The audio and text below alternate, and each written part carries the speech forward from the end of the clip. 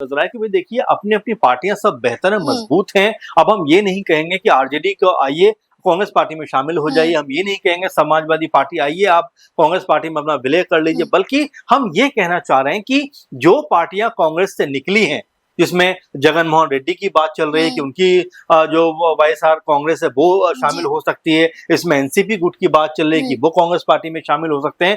Congress party में विलय करने से बेहतर है कि आप पहले तो एनडीए में आ जाइए, इनके साथ आप चलिए, बीजेपी में आप विलय कर लीजिए। अगर इससे भी आपका जो है दिक्कत है तो आप पश्चिम बंगाल के बाद क्या अब महाराष्ट्र की बारी है?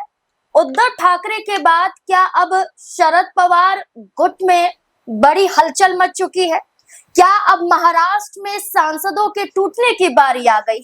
जहां पश्चिम बंगाल में तृणमूल कांग्रेस के लगभग 20 सांसदों को लेकर यह दावा किया गया कि बागी तेवर अख्तियार कर रहे हैं, जिसमें सयानी घोष का नाम सबसे ऊपर था, जो सबसे करीबी ममता बनर्जी की मानी जाती थी, और सबसे ज्यादा धोखा सयानी घोष ने ही दिया। इसके बाद मीडिया के सामने वो ये कहती हैं कि अभी जवाब नहीं देना चाहती हैं, समय आने पर जवाब देंगी। लेकिन यही बात अब महाराष्ट्र में भी देखी जा रही है। उद्धव ठाकरे गुट के लगभग 6 से 7 सांसदों को लेकर ये चर्चा थी कि वो बगावत कर सकते हैं, वो एकनाथ शिंदे के गुट में जा सकते हैं। ये कहा गया कि उद्धव ठाकरे अपनी शाख कैसे बचा पाएंगे जब उनके ही सांसद उनके साथ नहीं रहेंगे। लेकिन इस बीच में एक बड़ा ऑफर दिया गया। अब ये ऑफर उद्धव ठाकरे को नहीं, बल्कि ये ऑफर अब शरद पवार को दिया गया। अब शरद पवार को ऑफर रामदास अठावले ने दिया। ये कहा कि अगर जैसी स्थिति अभी नजर आ रही है, इसको भांपते हुए आप बीजेपी के साथ अपनी पार्टी का विलय कर लीजिए और अपने आप को बचा लीजिए। क्या शरद पवार रामदास अठावले के ऑफर को स्वीकार करेंगे? क्या बीजेपी के कदम जो यहाँ पश्चिम बंगाल और महाराष्ट्र में नजर आ रहे हैं, इसका साथ देते हुए नजर आएंगे? क्या शरद पवार अब इंडिया अलायंस का साथ छोड़ देंगे? क्या ये माना जा सकता है?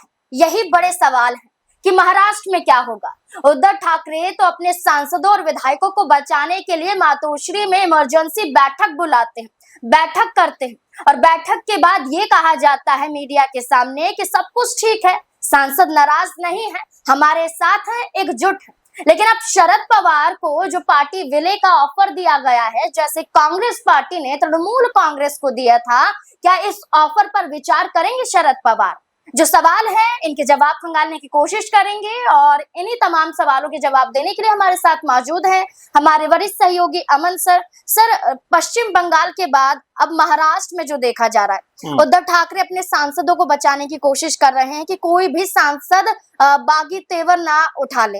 लेकिन इस बीच में रामदास अठावले ने क्यों शरद पवार को ऑफर दिया कि आप बीजेपी में अपनी पार्टी का विलय कर लीजिए? क्या लगता है? देखिए जाहिर बात है, क्योंकि आप लगातार देख रहे हैं कि जिस तरीके से तमाम पार्टियां टूटती हुई दिखाई पड़ती हैं, और इक्का दुक्का की बात नहीं है, क्योंकि अगर बीते 4-5 साल में हम देखें तो कई बड़ी पार्टियों का आपस में बिखराव हुआ है। इसमें शिवसेना की बात कर सकते हैं, जो एक समय महाराष्ट्र की सबसे मजबूत पार्टी दिखाई पड़ती थी, वो 2 हिस्सों में बढ़ जाती है। एक तरफ वो यूबीटी उद्धव ठाकरे की शिवसेना बन जाती है, एक तरफ जो है वो शिंदे गुट बन जाता है, शिवसेना का 2 भागों में बढ़ जाती है। एनसीपी जो दूसरा मजबूत दल दिखाई पड़ता था महाराष्ट्र में, वो 2 हिस्सों में बढ़ जाता है, एक तरफ अजीत गुट बन जाता है, एक तरफ जो है शरद पवार गुट बन जाता है। अब अगर इसको हम टीएमसी के लिहाज से देखें तो वहां पर भी आप देखिए किस तरह से पहले विधायक टूटते हुए दिखाई पड़ते हैं, फिर सांसद जो है वो 28 में से 20-21 जो है अपनी अलग राह कहीं ना कहीं अपनाते हुए नजर आए हैं। तो ये ही डर कब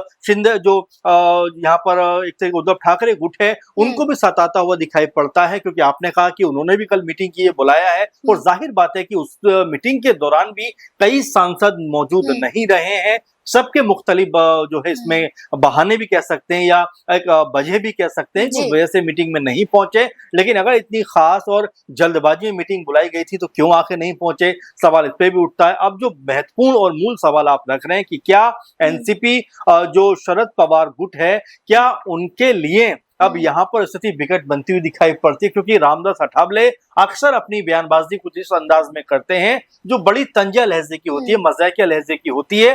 वो यहाँ पर कहते हैं कि भाई शरद पवार जी, आप कांग्रेस पार्टी में विलय करने से बेहतर है कि आप पहले तो एनडीए में आ जाइए, इनके साथ आप चलिए, बीजेपी में आप विलय कर लीजिए।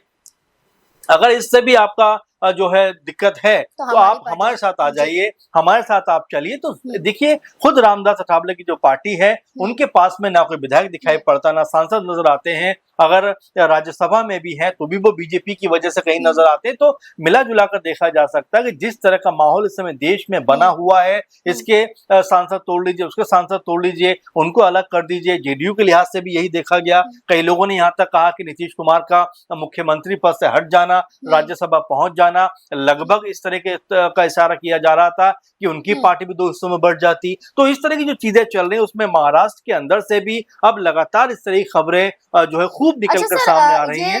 रामदास अठावले ने ये जो बयान दिया है, ये कहा गया कि इससे पहले संजय राउत और अशोक गहलोत ने भी बयान दिया था और ये कहा था कि जो भी क्षेत्रीय पार्टियां हैं उन्हें कांग्रेस पार्टी में अपना विलय कर लेना चाहिए।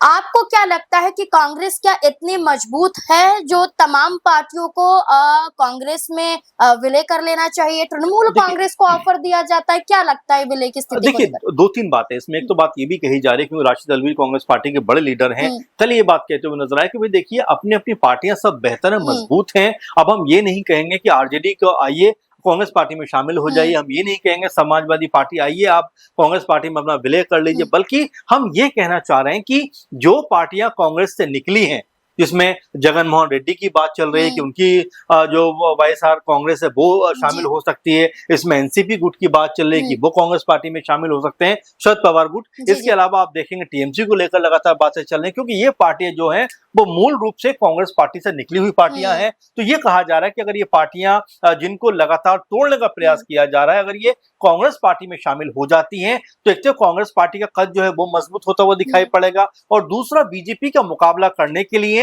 कांग्रेस पार्टी की जो ताकत चाहिए वो यहाँ पर एकजुट होती हुई दिखाई पड़ेगी। अब आप उसको कैसे समझे कि वेस्ट बंगाल में अब उपचुनाव होने वाला है बशीरहाट सीट के ऊपर, वहां पर कहा जा रहा है कि ममता बनर्जी चुनाव में उतर सकती है उपचुनाव में, क्योंकि वहां से टीएमसी के जो सांसद थे उनका निधन हो चुका था सितंबर महीने में, तो वहां पर उपचुनाव होगा। तो ये कहा जा रहा है कि वाम दल, कांग्रेस पार्टी और टीएमसी मिलकर चुनाव लड़ेंगे, यानी कि जो ताकत है उसको कैसे एकजुट किया जाए, एक जो है एक मंच पर लेके आया जाए। कोशिश इस बात को लेकर हो रही है कि अगर बिखर के हम चुनाव लड़ेंगे तो कहीं ना कहीं हमें ही उसका खामियाजा उठाना पड़ सकता है। इंडिया गठबंधन की बात करते हैं और ये कहते हैं कि इंडिया गठबंधन का मतलब है एक ताकत, एक मजबूती, सभी दलों का एक साथ होना। अभी भी आप उपचुनाव को लेकर कह रहे हैं कि वो सभी एक साथ चुनाव साथ मिलकर आगे आएंगे, लेकिन सवाल ये उठता है कि जब विधानसभा का चुनाव होता है, लोकसभा का चुनाव होता है, जब इन्हीं तमाम दलों को साथ मिलकर लड़ना चाहिए, ये बिखर जाती हैं और विलय की बात कर रहे हैं। वही महत्वपूर्ण और अहम आपसे सवाल उठाया, क्योंकि देखिए,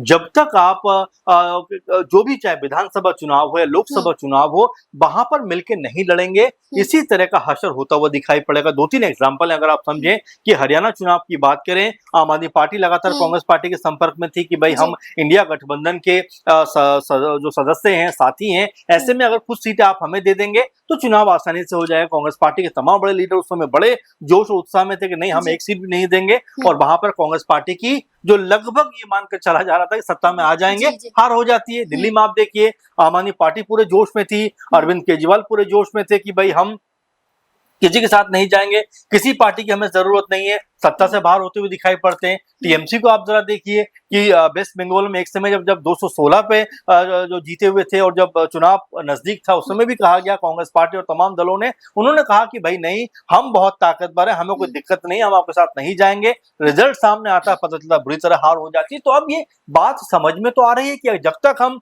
एकजुट नहीं होंगे तब तक आसानी से यूं ही हारते रहेंगे। इसी बात को लेकर अब कुछ दिनों पहले मीटिंग भी हुई जहां पर 20-22 दल इकट्ठा भी हुए, बातचीत भी हुई। लेकिन देखिए, बातचीत करने से ज्यादा जरूरी है कि जमीनी स्तर पर कैसे उसको अमली जामा पहनाया जाए, कैसे उसको जो है एक मूल स्वरूप में लेकर आया जाए, क्योंकि लगातार जो बात रखी जाती है, जो बात कही जाती है, उसके मीटिंग होने के बाद ये जो पार्टियां हैं उससे भटकती हुई दिखाई पड़ती हैं। कभी डीएमके खिलाफ खड़ी हो जाती है, कभी आम आदमी पार्टी खिलाफ खड़ी हो जाती है। हालांकि डीएमके ने तो अपना किनारा किनारा भी कर लिया है, आम आदमी पार्टी ने भी किनारा कर लिया है। तो ऐसे में ये सवाल बन जाते हैं कि क्या यहाँ पर एकजुट होकर चुनाव लड़ते हैं, और अगर चुनाव लड़ेंगे तभी शायद बेहतर रिजल्ट आ पाए, क्योंकि हम लगातार चाहे महाराष्ट्र की बात करें, बिहार की बात करें, और चाहे हम टीएमसी वेस्ट बंगाल की बात करें, लगातार जिस तरह से पार्टियां टूट रही हैं वो सवाल खड़े करता है कि क्या इसी तरह से ये क्षेत्रीय दल कमजोर होते रहेंगे, और अगर एक साथ आते हैं तो क्या इनको मजबूती मिलती हुई दिखाई पड़ेगी। इस तरह के सवाल लगातार उठते हुए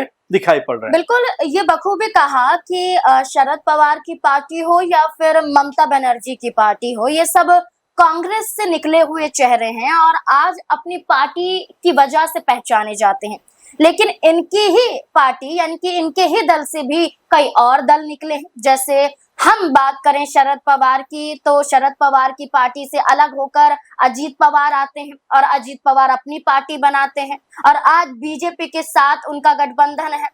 वहीं उद्धव ठाकरे की बात करें, उद्धव ठाकरे की पार्टी टूटती है, एकनाथ शिंदे बीजेपी के साथ गठबंधन में है।